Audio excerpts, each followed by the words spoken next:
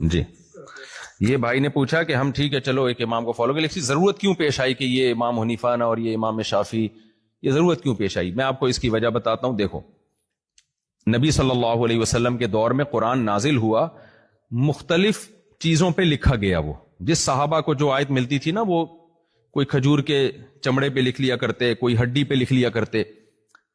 قرآن کو الحم سے لے کے والناس تک اس ترتیب کے ساتھ ایک کتاب میں جمع نہیں کیا گیا تھا، سینوں میں محفوظ تھا. کسی صحابی نے قرآن جمع کیا، سورہ آل عمران پہلے ہے اور سورہ نساء پہلے اور سورہ آل عمران بعد میں. عبداللہ بن مسعود کے پاس جو قرآن تھا، انہوں نے سورہ فاتحہ لکھی نہیں اس میں، اور نہ سورہ فلق سورہ ناس لکھی. ان کا کہنا یہ تھا بھائی یہ تو بچے کو یاد ہوتی ہے، اس کو لکھنے کی کیا ضرورت. تو اس وقت قرآن کو اس خاص ترتیب میں ترتیب دینے کی اور لکھنے کی ضرورت نہیں تھی. زمانہ جیسے جیسے بدلتا ہے تو چیزوں کی ضرورت پیدا ہوتی ہے، اسی حساب سے چیزوں کو آرگنائز کیا جاتا ہے. ہوا یہ کہ حضرت حذیفہ رضی اللہ تعالی عنہ نے آذربائیجان فتح ہو چکا تھا حضرت عثمان کے دور حکومت میں. حضرت حذیفہ رضی اللہ تعالی عنہ نے حضرت عثمان کو خط لکھا کہ لوگوں کے پاس اپنے اپنے قرآن ہیں اور ان میں آپس میں اختلاف شروع ہو گیا ہے. ایک کہہ رہا ہے میں نے تو فلاں صحابی سے یہ قرآن لیا ہے، اس میں تو یہ والی صورت ادھر ہے، یہ والی ادھر ہے. دوسرا کہہ رہا ہے یہ والا تو میں نے فلاں سے لیا، اس میں تو سورہ فلق سورہ ناس ہے ہی نہیں، تو کون سا قرآن لے آیا؟ حضرت حذیفہ نے حضرت عثمان کو خط لکھا کہ اگر اس امت کو ایک قرآن پہ، ایک ترتیب پہ، گورنمنٹ کے لیول پہ جمع نہیں کیا گیا تو اس امت میں وہی اختلاف پیدا ہوگا جو یہود و نصارہ میں ہوا ہے. کیا مطلب؟ اور مزید قرآن بھی، تحریفیں بھی شروع ہو سکتی ہیں. بعض صحابہ کو اس رائے سے اتفاق نہیں تھا کہ جو کام ہم نے نبی کے دور میں نہیں کیا ہم کیوں کریں بھائی. وہ حضرت عائشہ کے پاس ایک شخص آیا، اس نے کہا آپ اپنا نسخہ دکھائیں جس میں قرآن ہے. تو حضرت عائشہ نے دیکھا تو اس میں وہ صورتوں کی ترتیب الگ تھی جو اس شخص کے پاس تھی. اس نے کہا یہ تو الگ ترتیب ہے، آپ کی الگ ترتیب ہے. حضرت عائشہ نے فرمایا اس سے کیا ہوتا ہے، تم نے یہ صورت پہلے لکھ لی اور یہ والی بعد میں لکھی، سے کیا فرق پڑتا ہے؟ تو شروع میں تو فرق نہیں پڑ رہا تھا، لیکن جب یہ چیز پھیلتی ہے تو فتنہ پرستوں کو فتنے کا موقع ملتا ہے. تو یہ ضروری ہوتا ہے کہ بھائی ایک کتاب ہو پوری دنیا میں، اسی ترتیب سے چھپے گی، اس میں ذرا سی بھی کسی کو دائیں بائیں بھی آگے پیچھے بھی کوئی صورت کرنے کی اجازت نہیں ہوگی. تو حضرت عثمان رضی اللہ تعالی عنہ نے حکومتی سطح پہ کیا کیا کہ صحابہ میں جو بڑے بڑے حفاظ تھے ان کو بلا کے الحم سے لے کے والناس تک اس ترتیب پہ قرآن جمع کیا جو آج ہمارے پاس موجود ہے. ایک ہی لفظ کو لکھنے کے دو طریقے بھی تھے. جیسے یہ جو تابوت کا لفظ ہے، تابوت یہ گولتا سے بھی لکھا جاتا تھا اور لمبی تا سے بھی. کسی نے گول سے لکھا ہوا تھا، کسی نے لمبی سے. یہ بھی تو بعد میں اختلاف ہو سکتا تھا نا، اگلا کہتا ہے اس کی قرآن میں دو تا یوں لکھا ہوا ہے، میرے میں لمبی تا سے، یہ لڑتے آپس میں، جنگیں ہوتی. حضرت عثمان نے کیا کیا بھائی، جو اہل حجاز کس طرح سے لکھتے ہیں دیکھا کہ بھائی یہ لمبی تا سے لکھتے ہیں، تو انہوں نے جو خود قرآن تیار کروایا اس میں کون سی تا سے لکھا؟ لمبی والی تا سے، گول تا سے نہیں لکھا. حضرت عثمان نے اس کے بعد کیا کیا ہے، جتنے نسخے پوری دنیا میں موجود تھے فوجیوں کو بھیج کے نا، جو اس وقت جو صحابہ تابعین جن کو آج کی پولیس کہا جا سکتا ہے، ان کو بھیج کے وہ نسخے جمع کی اور آگ لگا دی. بعض صحابہ نے نسخے دینے سے انکار کیا کہ ہم نے نبی کے دور میں یہ نسخہ لکھا ہے، ہم نہیں دیں گے. حضرت عثمان نے وہاں بھی بھیجا کہ زبردستی لو ان سے، ایک ہی نسخہ ہوگا پوری دنیا میں، وہ شائع کیا جائے گا. حضرت عبداللہ بن مسعود نے وہ نسخہ چھپا لیا، صحیح ہے نا، کوفہ میں، کہ بھائی میں نے نبی کے دور میں لکھا، میں نہیں دوں گا. اب وہاں جب صحابہ گئے، ان کا مقام چونکہ بڑا تھا، ان سے نہیں لے سکے، تو ان کے انتقال کے بعد پھر وہ نسخہ ضائع کیا گیا. سمجھ میں آ رہی ہے بات کہ نہیں آ رہی؟ لیکن یہ حضرت عثمان نے ایسا خاندانی کام کیا کہ الحم سے لے کے والناس تک ایک قرآن پہ جمع کر دیا اور سارے نسخوں کا نام و نشان مٹا دیا، اور کہا اب جس نے قرآن لکھنا ہے کہاں سے لکھے گا؟ بولو یہاں سے. یہ بات خوب اچھی طرح سمجھے میری یہ بات کو آپ. تو وہ نسخے پھر لوگوں نے نقل کرنا شروع کیے، وہی چھپتے چھپتے آج پوری دنیا میں ہمیں ایک ٹینشن سے نجات دے دی کہ نہیں نجات دے دی. تو اس سے پتہ چلتا ہے اب ہم اس مصحف کو کیا کہتے ہیں؟ مصحف عثمانی. اس مصحف کو ہم کیا کہتے ہیں؟ اب کوئی پاگل اٹھ کے اعتراض کرے کہ مجھے تو مصحف محمدی چاہیے، میں عثمانی نسخے پہ عمل کیوں کروں گا، اسے کہا جائے گا بھائی یہ نبی صلی اللہ علیہ وسلم ہی کا نسخہ ہے، اس کو مرتب چونکہ حضرت عثمان نے کیا ہے اس لیے اس کی نسبت کس کی طرف کر دی جاتی ہے؟ حضرت عثمان کی طرف. اب ہم آگے چلتے ہیں. یہی حال ہوا حدیث کے ساتھ. نبی صلی اللہ علیہ وسلم کے دور میں حدیث کا معمول لکھنے کا بہت کم تھا. نارملی حدیث لکھی نہیں جاتی تھی, سینہ بسینہ چلتی تھی, مجھ سے فلاں نے بیان کیا, مجھ سے فلاں نے بیان کیا. تو تابعین کا جو پہلا دور ہے اس وقت تک حدیث کو لکھنے کی اور کتابوں کی شکل میں مرتب کرنے کی ضرورت محسوس بولو نہیں ہوئی. لیکن کیا ہوا, جھوٹی حدیثیں بھی آنا شروع ہو گئیں. اب جب تک صحابہ تابعین کا یعنی قریبی دور تھا نا, اس وقت تک ان کو پتا تھا یہ صحیح ہے, یہ غلط ہے, یہ حدیث واقعی اوتھینٹک ہے, یہ غلط ہے.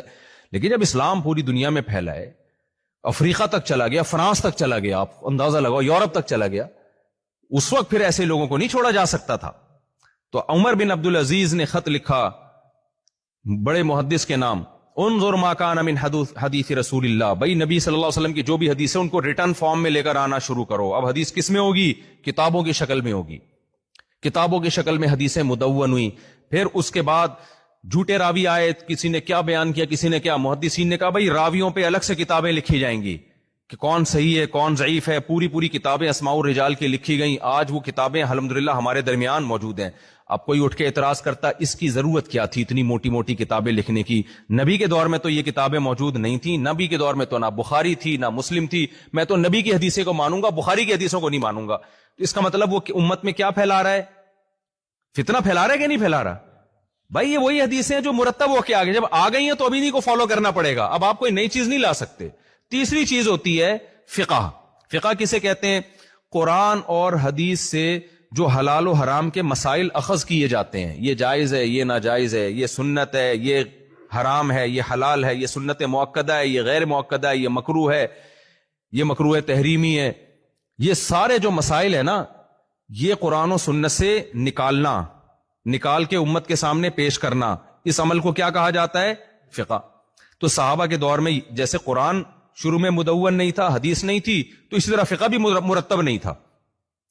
جس کو بھی کوئی سوال پوچھنا ہوتا وہ صحابی کے پاس جاتا, اپنا مسئلہ پیش کرتا, صحابی اس کو جواب دیتے اور وہ ہنسی خوشی گھر آ کر اس مسئلے پر بولو عمل کرتا. جس نے جس صحابی کو جیسے نماز پڑھتے ہوئے دیکھا ویسے نماز پڑھنا شروع کر دیتا. ریٹن فارم میں کوئی کتاب بولو نا نہیں. کسی نے دیکھا صحابی رفع الیدین کر رہے ہیں, عبداللہ بن عمر کو دیکھا کہ بھائی یہ تو رکوع میں جاتے رفع الیدین کر رہے ہیں, انہوں نے کیا کیا؟ رکوع میں جاتے ہوئے رفع الیدین کرنا شروع کر دیا.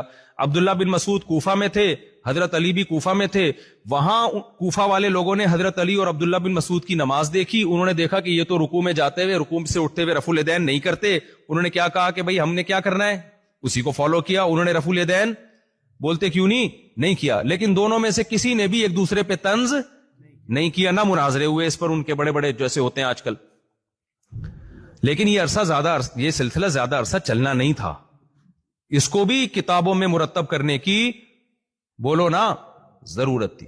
پھر کیا ہوا کہ جی اب حضرت عبداللہ بن سب سے پہلے یہ کام جو ہے نا کہ یہ جو مسائل ہے نا یہ بھی ریٹن فارم میں آنے چاہیے. یہ تحقیقات ریٹن فارم میں آنی چاہیے. میری طرف توجہ ہے یا نہیں آپ لوگوں کی؟ یہ ریٹن فارم میں آنی چاہیے. تو عبداللہ بن مسعود کوفہ کے بہت بڑے مفتی تھے. وہ باقاعدہ فتویٰ دیا کرتے تھے, لوگ ان سے مسائل پوچھتے تھے. ان سے فقہ, قرآن, حدیث اور فقہ سیکھا ان کے شاگردوں نے, جن میں مشہور شاگرد علقمہ اور اسود ہیں. تو عبداللہ بن مسعود اپنی جگہ ان کو بٹھا کے چلے گئے. جب دنیا سے گئے تو ان کی جگہ انہوں نے سنبھال لی. وہ مسئلہ بیان کیا کرتے تھے. اس وقت تک بھی فقہ مرتب بولو نا نہیں تھا. اب وہ کون سا فقہ جو بھی مسائل پڑھاتے تھے وہ کیا نبی کے مسائل کے علاوہ کوئی اور ہو سکتے ہیں؟ وہ پھر حضرت علقمہ اور اسود کے شاگرد تھے وہ ابراہیم الکوفی. ابراہیم الکوفی جو تھے جب ان کا انتقال ہوا ہے تو ان سے فقہ جو سیکھا, قرآن, حدیث اور فقہ, وہ حماد الکوفی نے جو بخاری کے راویوں میں سے انہوں نے سیکھا.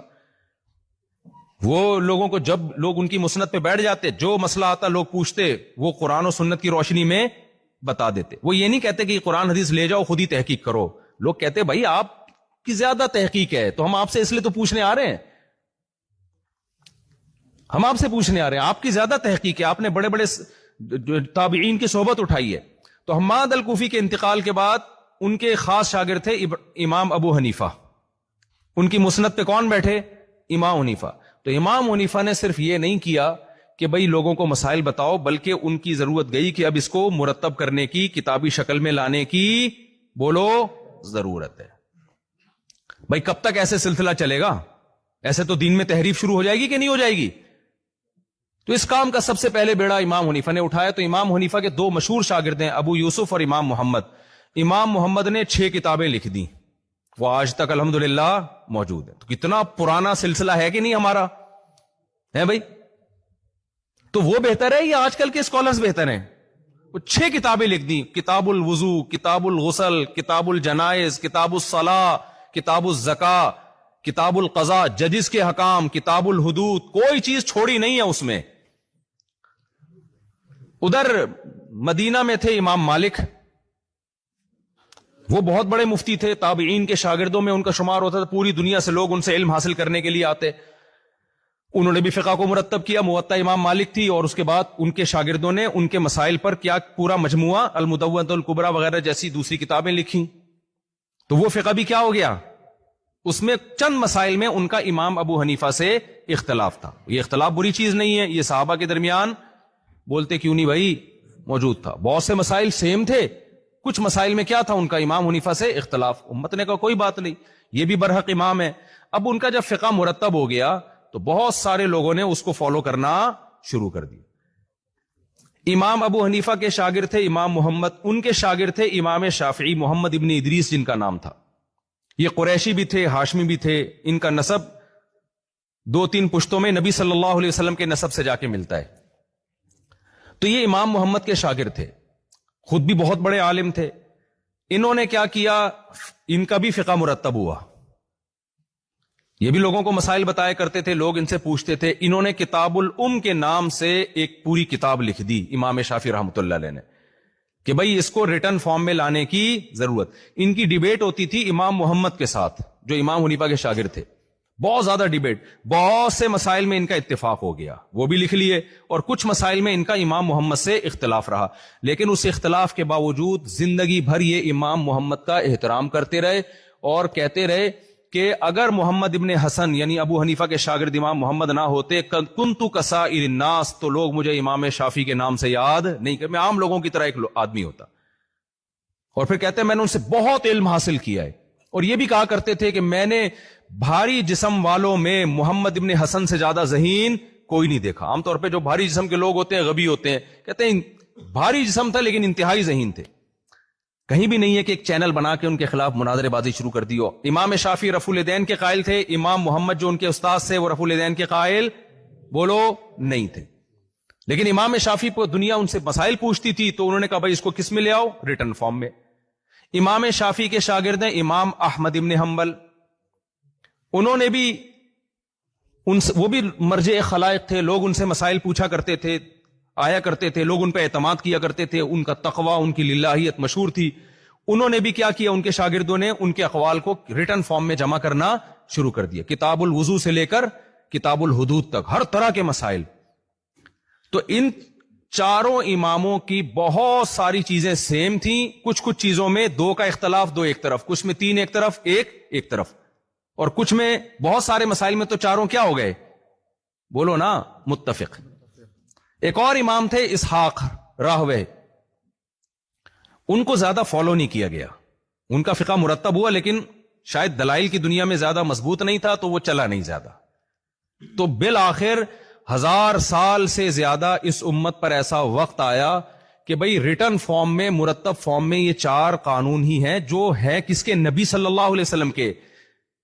لیکن نسبت کسی کی ابو حنیفہ کی طرف ہے، کسی کی شافعی کی طرف، کسی کی احمد بن حنبل کی طرف. یہ بالکل ایسے ہی جیسے حضرت عثمان کا قرآن وہی ہے جو نبی کا قرآن تھا. ترتیب چونکہ حضرت عثمان نے دیا تو اس کو کیا کہا جاتا ہے، پیار سے مصحف عثمانی کہا جاتا ہے.